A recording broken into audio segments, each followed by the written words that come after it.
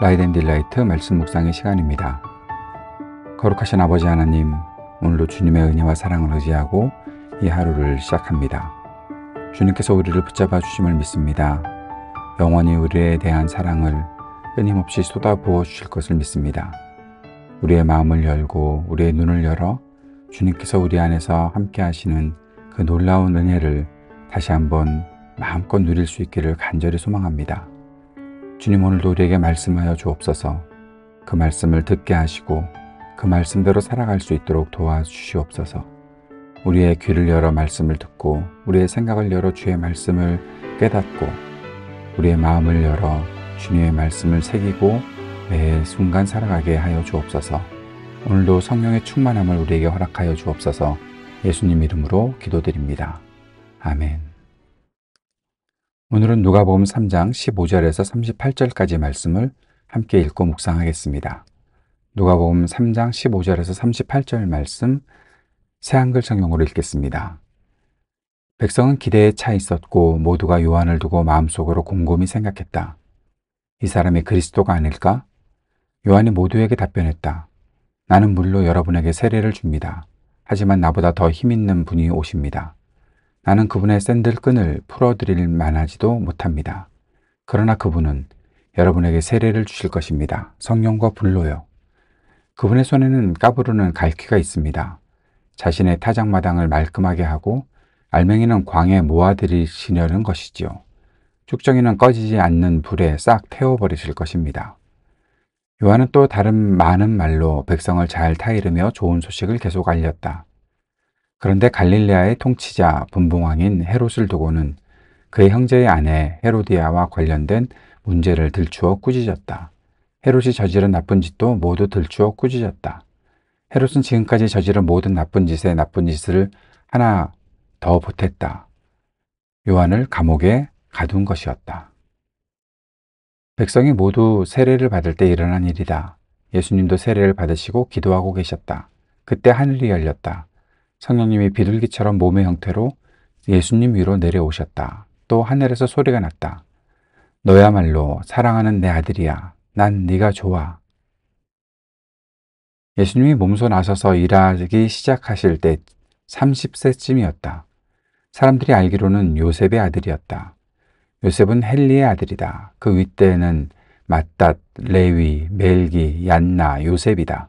그 윗대는 맏다디아, 아모스, 나훔, 에슬리, 낫게이다.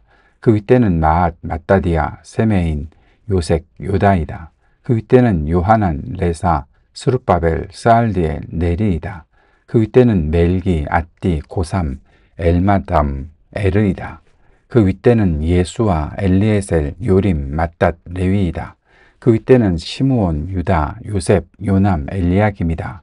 그 윗대는 멜레아, 멘나, 맏다다, 나단, 다윗이다. 그 윗대는 이세, 오벳, 보아스, 살라, 나흐손이다. 그 윗대는 암미나답, 아드민, 아르니, 헤스론, 베레스, 유다이다. 그 윗대는 야곱, 이삭, 아브라함, 데라흐, 나홀이다.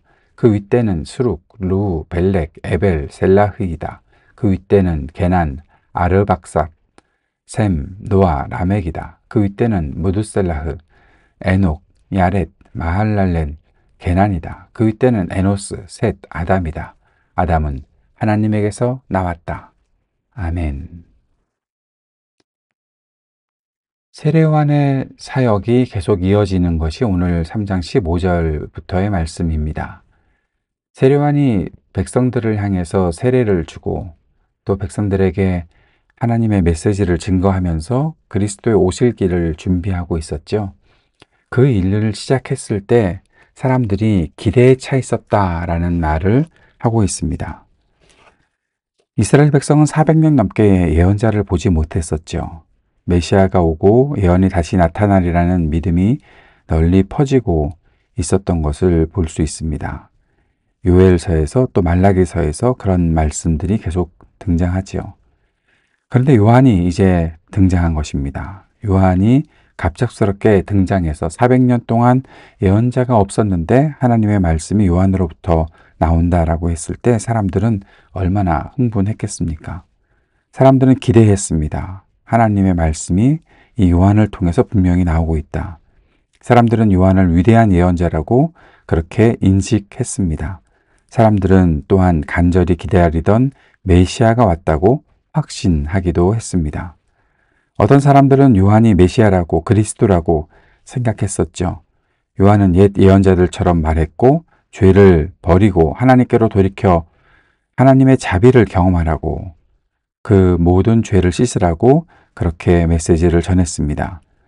사실 이 메시지가 이전의 예언자들로부터도 나왔던 메시지이고 세례 요한이 지금 사역하고 있었던 시대에도 전하게 되는 메시지이고 오늘도 이 메시지는 계속 우리들에게 적용되는 메시지이겠죠. 그런데 요한이 이 메시지를 굉장히 긴급하게 전했던 것을 보게 됩니다. 왜냐하면 그리스도께서 오셨기 때문이죠. 요한은 그리스도에 대해서도 증거하고 있습니다. 자신은 물로 세례를 준다. 이 요한의 물 세례는 죄를 씻는 것을 상징하는 거죠. 그런데 세례를 주면서 요한이 했던 이야기는 나보다 더 힘 있는 분이 오신다. 바로 그리스도를 말하고 있는 겁니다. 나는 그분의 샌들끈을 풀어내릴 만도 하지 못하다. 자신은 그분과 비교할 수가 없다라고 이야기하는 것입니다. 그분은 여러분에게 세례를 주실 것인데 성령과 불로 세례를 줄 것이다. 그렇게 말합니다. 물로 세례를 받는 것은 죄를 씻는 것을 상징하고 있습니다. 그렇다면 불세례, 성령 세례는 무엇일까요? 그것은 누가가 쓰고 있는 누가복음과 사도행전에 보면 바로 이것은 능력을 받는 것입니다. 권능을 받는 것입니다. 하나님의 뜻을 행할 능력을 받는 것입니다. 그것이 오순절에 있었던 세례로 나타났던 것이죠. 예수님께서 주시는 이 세례는 하나님께서 우리들에게 성령의 충만함을 허락하실 뿐만 아니라 성령께서 역사하시는 성령께서 역사하시는 그 일들이 우리를 통해서 나타난다라는 것을 성령의 세례를 말하고 있는 것입니다. 바로 이렇게 요한은 그리스도를 증거하고 있었습니다. 그리고 또 한 가지 그 성령과 불로 세례가 임할 때 모든 쭉정이들 하나님을 믿는 것 같지만 아닌 것들은 다 불에 싹 태워버리실 것이다 라고 말하면서 백성들에게 좋은 소식을 계속 전했던 것이 세례 요한의 사역입니다.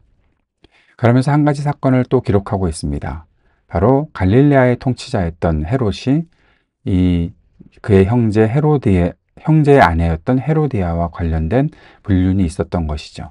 그것을 꾸짖었다는 것입니다. 하나님의 사람으로서 메시지를 증거할 때 세상의 불의에 대해서 침묵하고 가만히 있는 것은 하나님의 사람으로서의 도리가 아닌 것이죠. 하나님께서 말씀하시는 그 말씀이 전해질 때 하나님의 정의와 하나님의 그 공의가 온전히 선포되어야 하는 것이고 이 땅에 하나님의 공의를 온전히 증거하는 것이 하나님의 사람으로서 해야 할 일이다라는 사실도 우리가 세례 요한의 이 사역을 통해서 보게 됩니다. 결과는 어떻게 됐습니까? 헤롯은 더 나쁜 짓을 더했고 요한을 감옥에 가두어 버렸다 라고 누가가 그렇게 기록합니다. 이때 예수님께서 세례를 받으러 세례 요한에게 나오셨습니다. 그리고 세례를 받으실 때 하늘이 열렸고 성령께서 임하셨고 하늘에서 성부 하나님의 목소리가 들립니다. 너야말로 사랑하는 내 아들이다. 난 네가 좋다. 라고 하나님께서 선언하셨던 것이죠. 하나님의 아들이심을 선언하셨고 하나님의 구원의 그 일들을 위해 성삼위 하나님께서 함께 나타나시는 것을 오늘 이 본문에서 볼 수 있습니다. 저는 성경을 읽으면서 성삼위 하나님이 함께 등장하는 일들을 몇 군데 찾아보는데 성령 하나님, 성자 하나님, 성부 하나님께서 함께 등장하시는 일.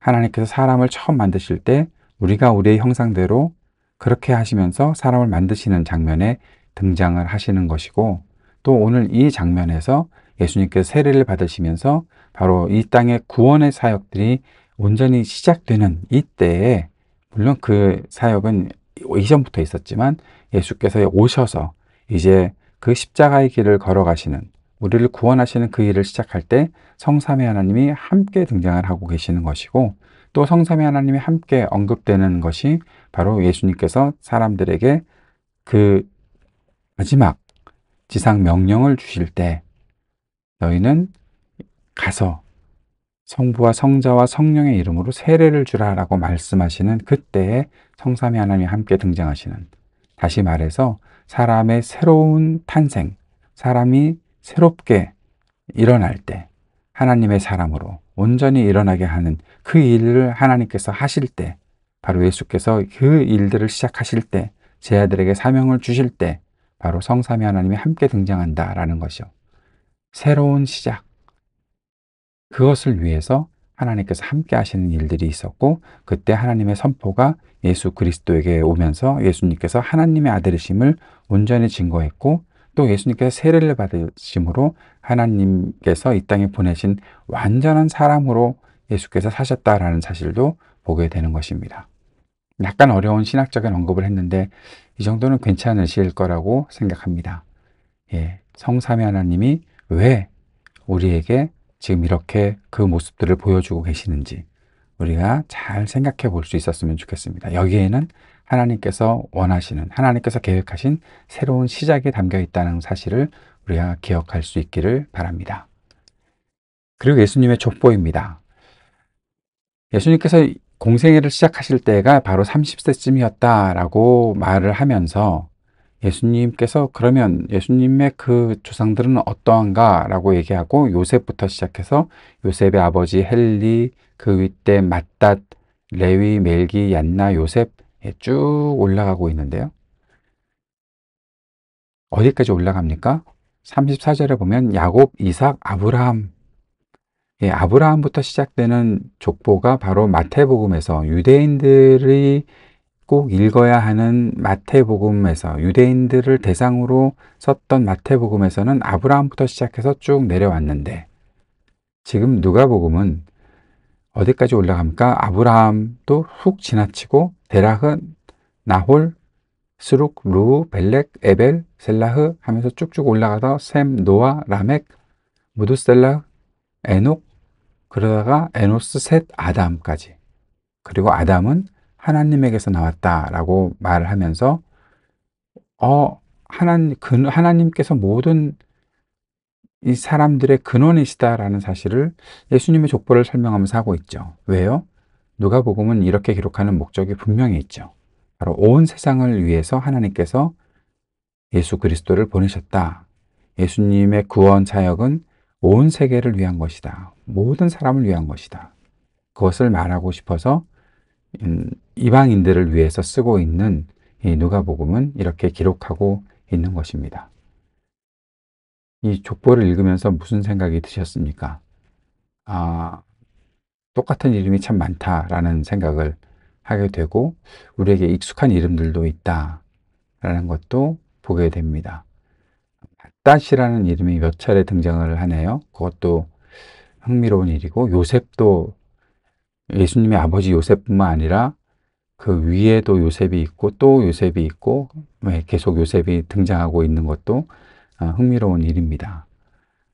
우리에게 익숙한 이름, 유다, 32절 끝에 유다, 또 야곱, 이삭, 아브라함, 에노스, 셋, 아담, 무드셀라 37절, 그런 이름들, 하나하나 이름들을 보면서 모르는 이름도 있구나, 그런데 아는 이름도 있구나 라는 생각을 하게 되고, 이 안에서 하나님께서 계획하셨던 일들이 이 사람들을 통해서 이루어지고 있구나, 또 하나님께서는 왜 이 사람들을 통해서 그 일을 하셨을까라는 생각도 해보게 됩니다. 중요한 것은 예수님께서 모든 세상을 위해서, 온 세상을 위해서 오신 구세주이다라는 사실을 우리가 보게 되는 것이죠. 오늘의 묵상과 적용을 정리합니다. 먼저 하나님 말씀을 향한 갈망이 우리에게 있는지 돌아보아야 하겠습니다. 이스라엘 백성들이 세례 요한의 그 메시지를 들으면서 저가 그리스도가 아닌가? 그 사람들의 오해이기도 하지만 그 사람들의 갈망이 바로 하나님의 말씀을 듣고 싶었던 것이죠. 말씀을 사모하는 마음은 그 말씀이 우리를 옳은 길로 인도하실 것이라는 믿음 속에서 나와야 하는 것입니다. 단지 내가 말씀 듣고 싶어, 그 정도가 아닌 것이죠. 어둠의 세상에서 빛을 발하는 마음이 바로 말씀을 사모하는 마음입니다. 그 마음을 성령께서 도우신다는 것이죠. 성령께서 우리가 하나님의 말씀에 우리의 마음을 두도록 인도하실 것입니다. 우리에게는 죄를 씻은 정결함과 하나님의 사람으로서의 능력이 모두 있어야 합니다. 물로 세례를 받고 새로운 삶을 시작하고 불로 세례를 받고 능력 있게 살 수 있다는 것을 꼭 기억하시기 바랍니다. 하나님의 사람은 이 시대의 불의에 대해 침묵하지 말아야 합니다. 세례요한처럼 자신이 위기에 처하는 일들이 있더라도 끝까지 정의를 선포해야 하는 것이죠. 그리고 마지막으로 예수님은 하나님의 아들이시라는 것, 성삼위 하나님이 온 세상을 구원하시기 위해 함께 일하고 계시다는 사실을 꼭 기억하고 우리 주님의 놀라우신 일을 함께 증거하고 살아가는 저와 여러분 될 수 있기를 바랍니다. 주님께서 가르쳐 주신 기도 함께 드리겠습니다. 하늘에 계신 우리 아버지, 아버지의 이름을 거룩하게 하시며 아버지의 나라가 오게 하시며 아버지의 뜻이 하늘에서와 같이 땅에서도 이루어지게 하소서. 오늘 우리에게 일용할 양식을 주시고 우리가 우리에게 잘못한 사람을 용서하여 준 것 같이 우리 죄를 용서하여 주시고 우리를 시험에 빠지지 않게 하시고 악에서 구하소서. 나라와 권능과 영광이 영원히 아버지의 것입니다.